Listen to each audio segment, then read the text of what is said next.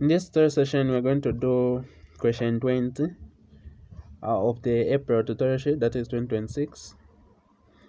And the question was, classify the following as aromatic, anti-aromatic, and not aromatic. Use A for aromatic, AA for anti-aromatic, and NA for not aromatic. Okay, so let's delve into it. All right, so there's something we need to understand here before we can even answer these questions. It is about the rules of aromaticity. So for a certain compound to be considered aromatic, it must comply with the following rules. Number one, that compound must be cyclic, or that structure must be cyclic.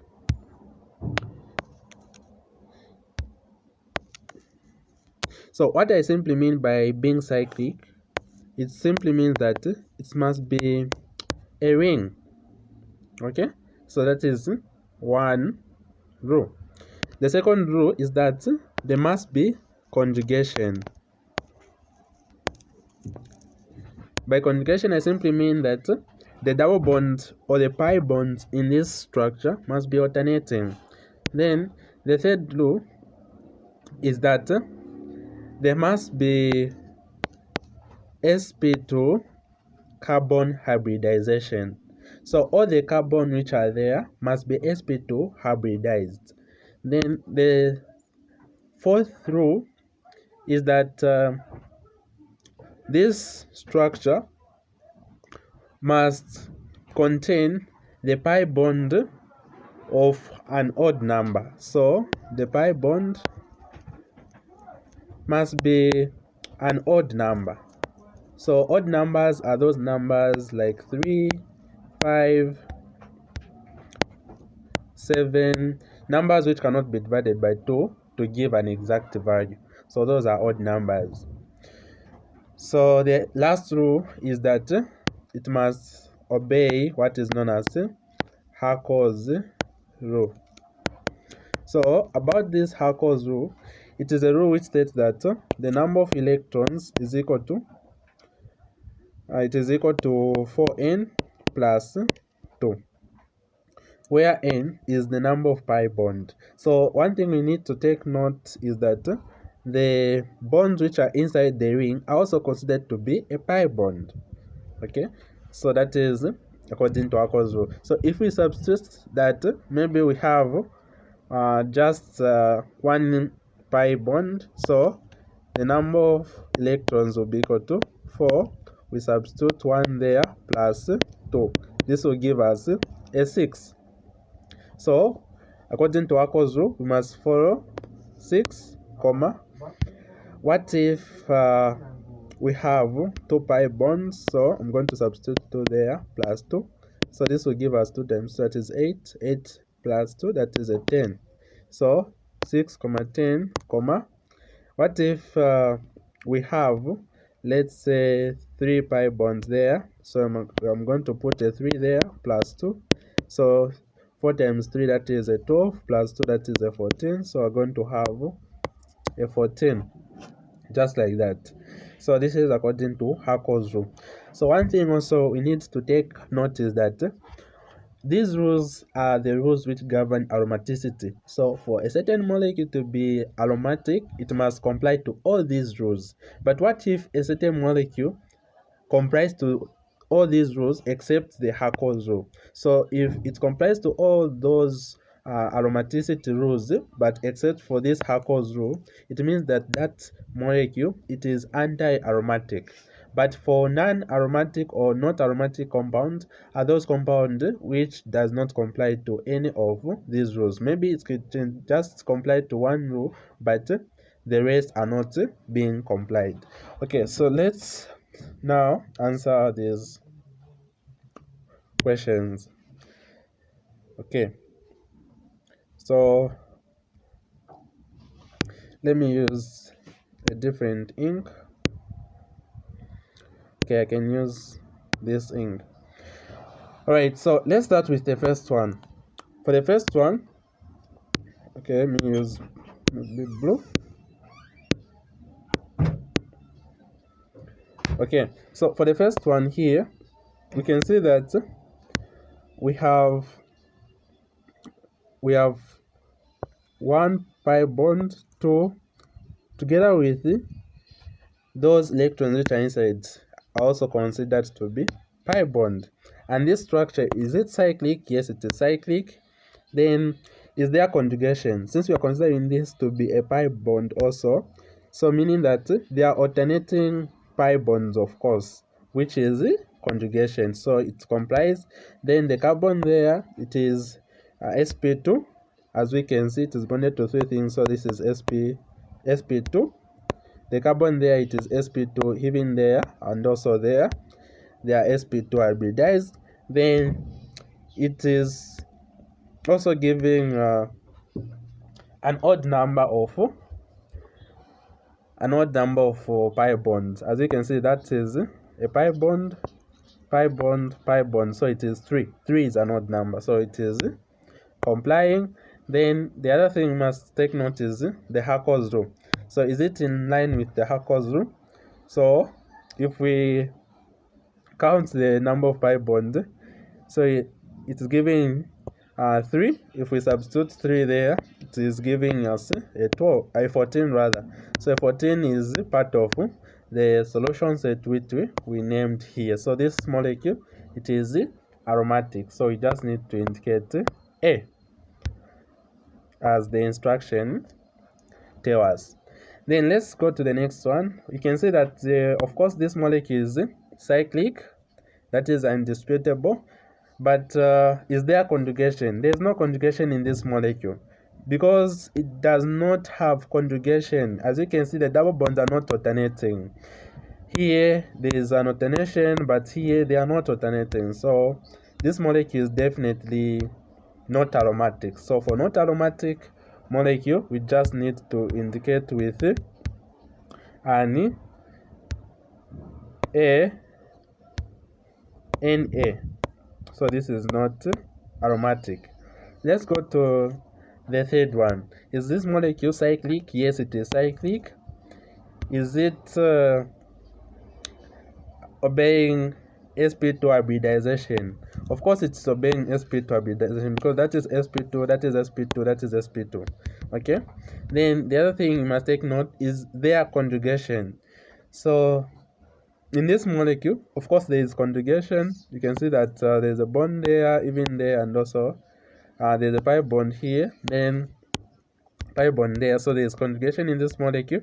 Then we need also to consider the Hackers rule. So for Hackers rule, if we check this molecule, let's try to check. So this molecule has just one pi bond there. Because of this one pi bond, there is nowhere we have one there in those values. Okay, if we substitute, we said that the number of pi bonds must be an odd number. Okay, but this molecule is not complying with the Hackers rule, but it is complying with this other set of rules. So for that reason, we are going to say this molecule, it is actually anti-aromatic. Okay, let's look at the third one. Is it cyclic? Yes, it is cyclic. Is there conjugation? We can see that there is conjugation. The double bonds are actually alternating, and all the double bonds are sp2 hybridized. And also, we need to confirm if it obeys the Hackers rule. So there are 3 double bonds there, the pi bonds. So if we check the number of electrons, it is 4. Where there's n, we put 3 plus 2. This will give us a 14, and 14 is part of the values we have there. So for that reason, we are going to say this molecule is actually aromatic because it is obeying all the rules for aromaticity. Then we consider the fifth one. So the fifth one, we can see that this molecule, of course, it is cyclic, yes. Then the other thing is that this molecule, does it have conjugation? Yes, there's conjugation, so that is a pi bond because the bonds are inside, even that one, so there's conjugation, the alternative, and all the carbons are sp2 hybridized. As you can see, we have sp2 there, sp2 hybridization. Then is it obeying Hako's rule because it has 3 pi bond? Of course, it is obeying Hako's rule because it will give us 14. Okay, if we substitute in the formula where there is n, we just substitute a 3, it will give us 14, which is still obeying the Hako's rule. So this molecule is also aromatic. Let's move on to this next compound. So this next compound, as we can see, it has these pi bonds inside. Okay, so of course it obeys conjugation because the pi bonds are alternating. Then these two carbons are sp2 hybridized. Then the next thing we are going to consider here, is it obeying Hako's rule? We can say that for Hako's rule, this molecule, if we try to say E is equal to 4n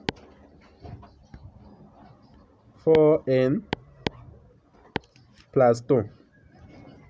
Okay, E is equal to 4n plus 2. Then let's substitute how many pi bond we have. 1, 2, 3, 4. If we substitute 4 there, we're going to get, okay, that will be 18 if not mistaken. But let's just look at what we have here. We can see that if we consider the pi bonds, there we are considering is to be a pi. Okay, there. Okay, there we're considering it to be a pi, there and there, including there. So we can see that this molecule is of course obeying all these rules, but Hako's rule, this is giving 1, 2, 3, 4. 4 is not an odd number. Okay, since 4 is not an odd number, then we are going to say this molecule does not comply with the Hako's rule. And for this reason, because it complies with these other rules of aromaticity except for Hako's rule, then this is actually anti-aromatic. Anti-aromatic. Then this other one, you can see that it is a cyclic, yes. Then the other thing is that this molecule, there is conjugation, yes, but the pi bonds, if we check, there are 2. 2 is not an odd number, so for this reason this molecule is also anti-aromatic. Then if you consider the 8th one, this molecule, of course, there is conjugation of pi bonds because this is a pi bond. Even that one inside, the electrons are considered to be a pi bond. It's given 3. Okay, 3 is an odd number, so it complies. Then the other thing you must take note is that this compound is cyclic and there's also conjugation. Okay, other than that, the carbons which we have here, it is sp2, even here sp2, even there and there, they are sp2 hybridized. So for this reason, this molecule is actually aromatic. Then let's consider this one. This one, we can even just consider there's just 1 pi bond. One is not complying with the conjugation. There's no conjugation in this molecule. Then the other thing, since there's no conjugation, there's 1 carbon there which is sp hybridized, which is on the apex there. These 2 are sp2, but there's one carbon which is sp2 hybridized. We said all the carbons in that structure must be to hybridized, but this one is sp hybridized. So for this reason, it is disqualifying its aromaticity. So this one is actually not aromatic. Then the last one we have here, do we have conjugation? Yes, there's conjugation of the pi bond.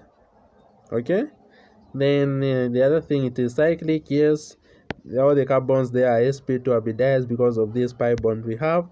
Then the other thing we must take note here, if we count the number of pi bonds, 1 2 3, 3 is an odd number, so it is obeying. Then if we put in the formula of Hako's rule, if we put 3 there on n, we are going to get 14. 14 is part of the solution we have there as those values which are agreeable with Hako's rule, which complies with the Hako's rule. So this structure is actually obeying all these rules, and it is therefore aromatic. So this is where we end with aromaticity, classification of aromatic compounds, anti-aromatic, and also non-aromatic compound. So don't forget to subscribe.